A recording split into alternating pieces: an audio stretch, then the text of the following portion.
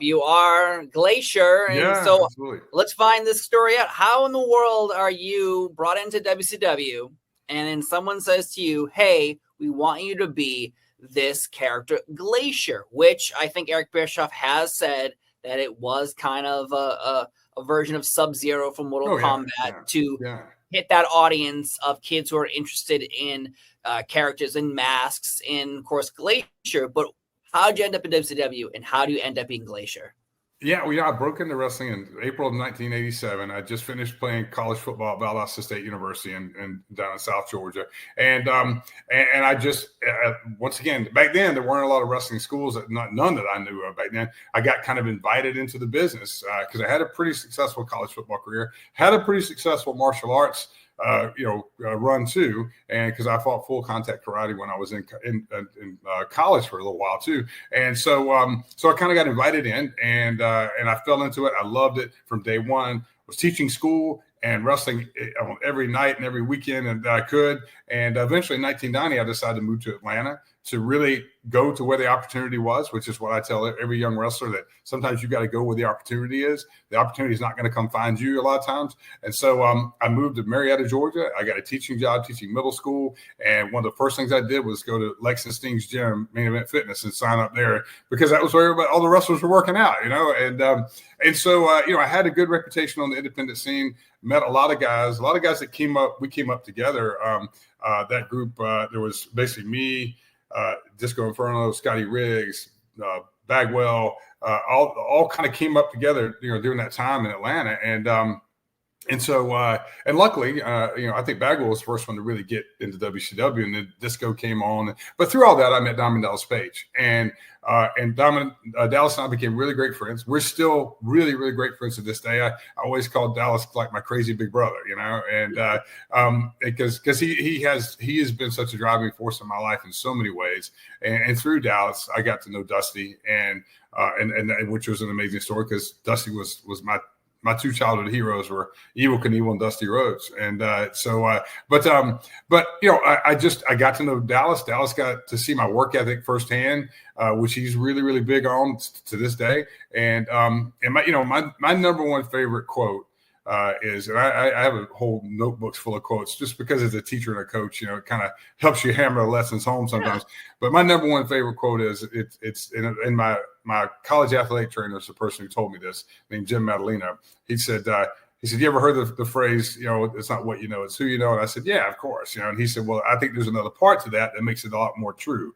And I said, what's that? And he said, it's not necessarily what you know or who you know, it's who's willing to say they know you.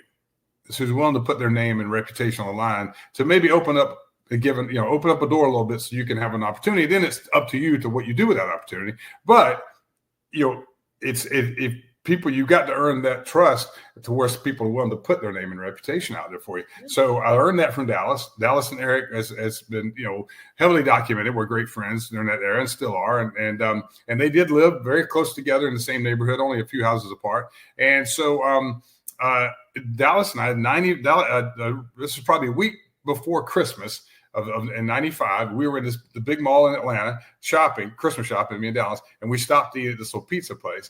And I told Dallas, I said, Dallas, I'm thinking about starting to try to put a lot more martial arts into what I do in the ring, because up to that point I hadn't really done that a lot. And even though I had a very heavy martial arts background, and he goes, I'll never forget, he's got a slice of pizza, and he's like, bro, he said, well, that'd be great if you knew some of that stuff. And if you know Dallas, he didn't say stuff, he used another word, but and I said, and at that moment I realized I had never really talked to Dallas that much about my martial arts background, because it just wasn't something that we talked about. We were always talking wrestling. And so he just said, well, Erickson know that, and I said, I didn't know that. So anyway, he said, I gave him all the information. He said, well, let me run this by Eric, because this is something that, might pique his interest. And of course it did, thankfully. And he said, well, let's get through the holidays, and we'll have a meeting, because I'd met Eric a few times through that, just with Dallas at his house and stuff. And he basically said, right after the holidays, let's schedule a dinner and we'll sit down and talk. And so it was that first week of January, and there was a little steakhouse restaurant right outside their neighborhood. I went and met Eric, just me and him, kind of in the back of the restaurant, and not like any private area. We just happened to get seated kind of like in the back of the. But and it was a very long conversation. I bet as I remembered, it seemed like it was almost a 3-hour meeting that we had, the dinner, but we talked, it was because we had a lot in common. We taught martial arts for probably the first hour or so before we even got into wrestling. And I talked about the same people we knew or knew of and stuff like that. And that's how it kind of began. And I guess in that moment, I even though I didn't look at it so much as a formal interview. I think it kind of was. But at that point, honestly, Steve, I was ready. My first few years in the business, I wasn't ready. I knew I wasn't ready. But by this time, I'd had, almost 10 years in the wrestling business. I'd wrestled in Japan. I knew I was ready.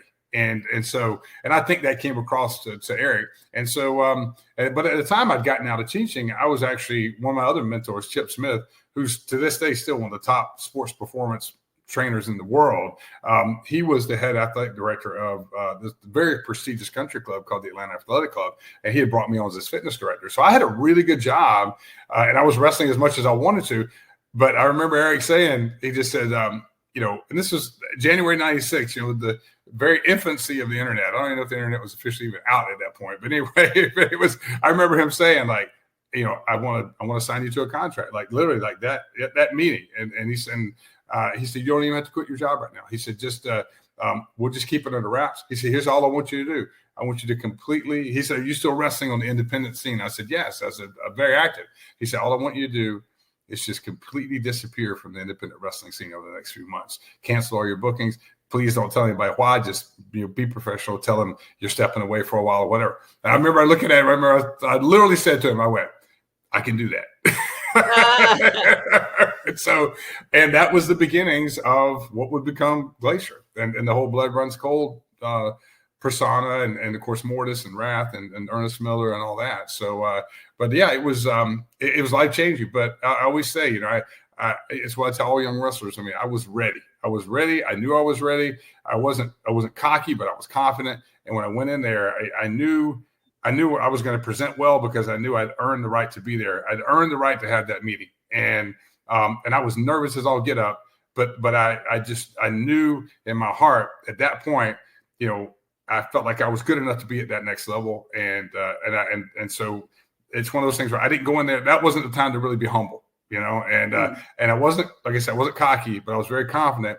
And I basically conveyed to Eric, like, if you bet on me, I promise you I'll come through for you. And he did. And granted, the whole, did it turn out exactly like, completely like I wanted?